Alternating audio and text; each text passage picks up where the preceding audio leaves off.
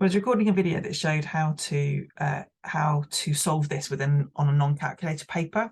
The answer is actually all of this simplifies to 1/8. I wanted to show you how I checked it using my calculator as well.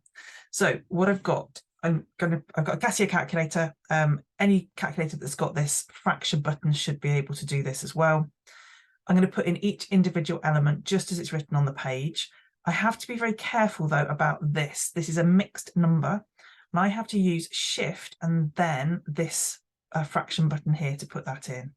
So Shift and fraction gives me that 1/9/16. Close brackets. And then I need to do to the power of -1/2. Oh, another fraction again. Okay, so make sure you come all the way to the right of this, but without going to the underneath the line.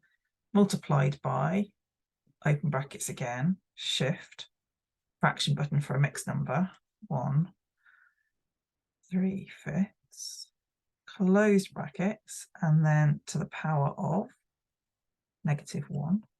Okay, so just double checking I've got everything there that I should have. It looks right. Going down now, this is 16 to the power of 1/2, which I know is the square root, but I'm still going to stick it in like this. 16 to the power of, with a fraction, 1, 2, and then fingers crossed, it comes out at 1/8. All that. Oh, there we go. That,